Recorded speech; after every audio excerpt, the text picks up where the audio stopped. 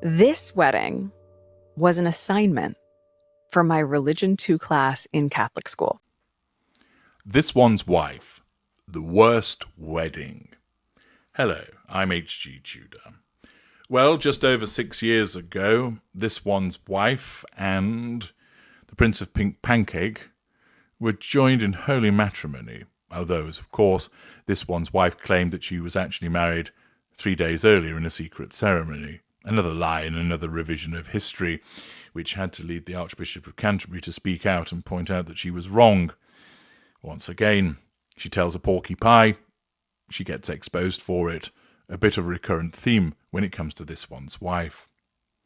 Way back then, I had pointed out about the Narcissist and clued you into all of the evidence, and since that time, she has again and again and again demonstrated what she is. We take a little trip down memory lane now, courtesy of the Super Soaraway Sun, where an article tells us Prince Harry and This One's Wife's big day was miserable. Why was it miserable? Was it because the Queen thought, Harry, you stupid boy, what are you doing, marrying this Harridan? Was it the case that Philip shook his head, thinking, you stupid boy? Charles thinking to himself, my idiot son? Was Big Willie Styley thinking, bro, what are you doing? Did various members of the congregation look on and recognise what was come to pass? Did they think, we feel miserable because although he looks enraptured now, he's going to regret this because she's a troublemaker?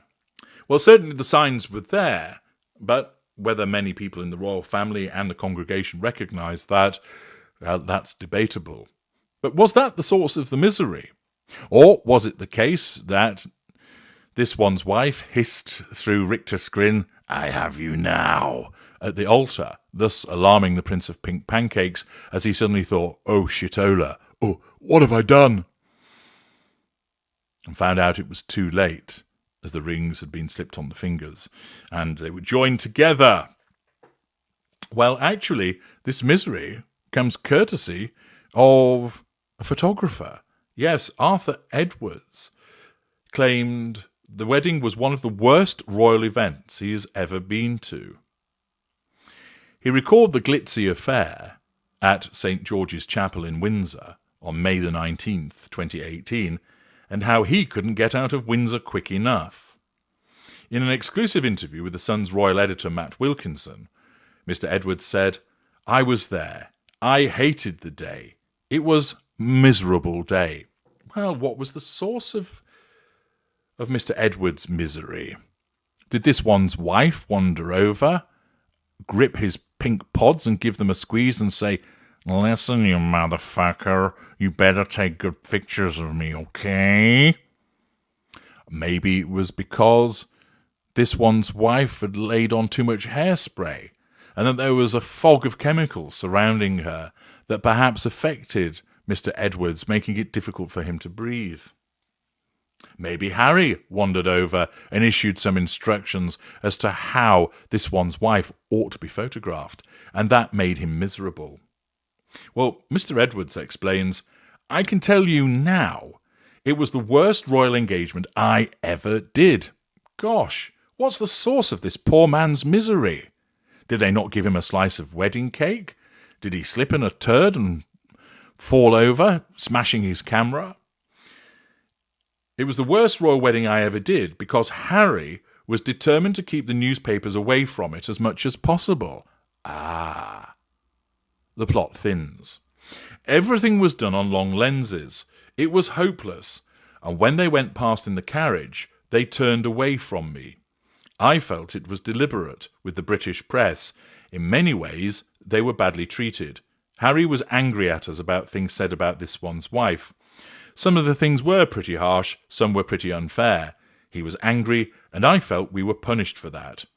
I've done some really lovely royal weddings. I did both of Charles's, William's, Andrew's, Sophie, and Edward's. But on this one, I couldn't get out of Windsor quick enough.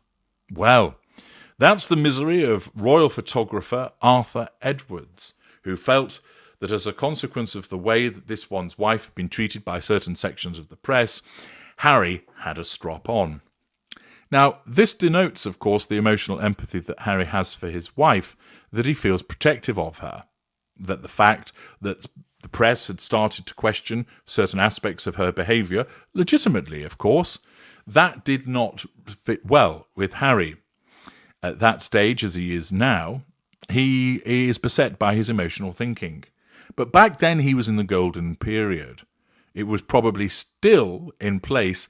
It was round about the 18-month mark that it had been together, and it normally runs a sort of 6 to 18, 24 months.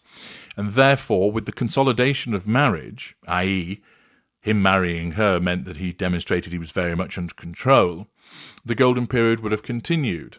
Thus, he was treated to all of the good stuff. He was complimented, flattered, supported, given still lots of spicy poontang. She lets you do anything. And therefore, he would have thought to himself, I've got this magnificent fiancée who's now my wonderful wife. I now need to protect her. The British press have been shits to me during my life, thus he has an inherent bias, but also, I don't like some of the things that have been written about my wife. Remember, Harry was and is completely blind to much of her shortcomings. He will have seen more of them doled out as against him. He's not that stupid. He will recognise when she's been unpleasant to him.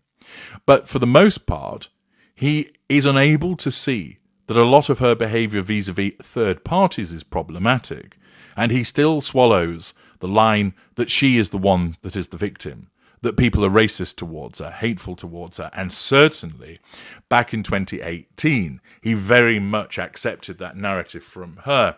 After all he'd seen was a woman who was behaving towards him in a way that made him feel very special. She'd only ever been decent and kind towards him. Although, of course, we saw the way that she behaved in the engagement interview, he will have failed to pick up on the way that she was seeking to control him at that juncture. He was just enraptured by her and felt happy. He'd finally found his Kate. However, even though as time has gone on and he's been devalued, he still has that mindset of disliking the press because, one, he always has done as a consequence of their treatment of him. Two, he blames the press, the paparazzi, the media for his mother's death. And three, the scrutiny of his wife, much of it legitimate, has led him to believe that there is a witch hunt against her also. And therefore, driven by his own emotional empathy, he's been moved to want to protect her, and thus made Arthur Edward's royal wedding a complete misery by insisting on the press being kept far away, that it being long lens only, and apparently turning away when going past the British press pack so that they couldn't get suitable photographs.